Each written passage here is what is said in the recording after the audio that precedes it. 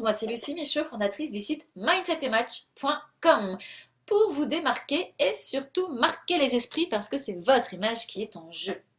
Aujourd'hui, je vous parle du regard des autres. Pourquoi le regard des autres? Parce qu'en fait, c'est ce regard qui vous empêche d'être vous-même. Vous me parlez tout le temps d'authenticité, mais le regard des autres vous empêche d'être vous-même. Et donc, crée un personnage qui n'est pas vous. Et vous n'envoyez pas les bons signaux inconscients. Vous ne communiquez pas de la bonne façon. Et surtout, vous créez un fossé entre votre vrai vous et ce personnage, en fait, tout lisse, crée de fausses pièces, en fait. Ce syndrome du petit garçon devant l'appareil photo quand on a 6 ans et qu'on fait... Voilà, donc ça, faut gommer.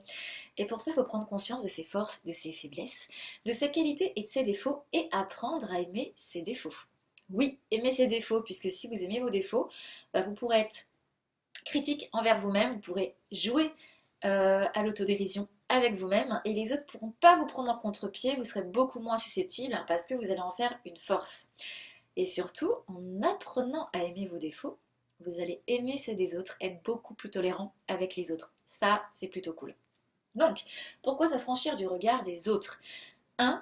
Parce que le regard des autres, c'est un poids. Et comme je vous l'ai dit, en fait, ça vous rend lisse. Et vous avez ce syndrome de je veux plaire à tout le monde. Et non, en fait, on ne veut pas plaire à tout le monde. Il faut prendre des risques, affirmer son message, s'engager dans un message et défendre ses convictions. Peu importe, il y a des personnes qui aimeront, des personnes qui n'aimeront pas. Ça, c'est ok. Vous ne pouvez pas être dans la tête des gens. Tout le monde ne peut pas vous aimer et c'est ok. Et encore une fois, si on vous critique, c'est pas vous qu'on critique puisque les gens ne vous connaissent pas, c'est votre message. Alors peut-être est-il mal compris, peut-être que c'est pas le même combat, peut-être qu'il ne correspond pas à certaines personnes. Encore une fois, c'est ok. Donc, c'est pas grave de ne pas plaire à tout le monde.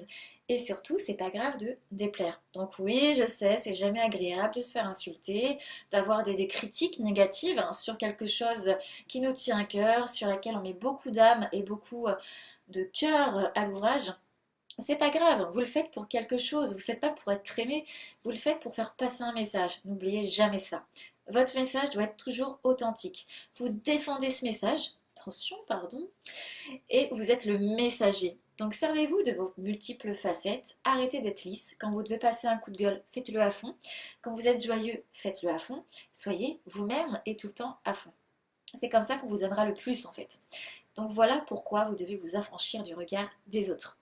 Je vous dis à très bientôt dans une prochaine vidéo. Si vous avez un sujet que vous voulez que je développe, ça sera avec plaisir. Mettez-le moi en commentaire. Je vous dis à très vite, à très bientôt. Ciao ciao.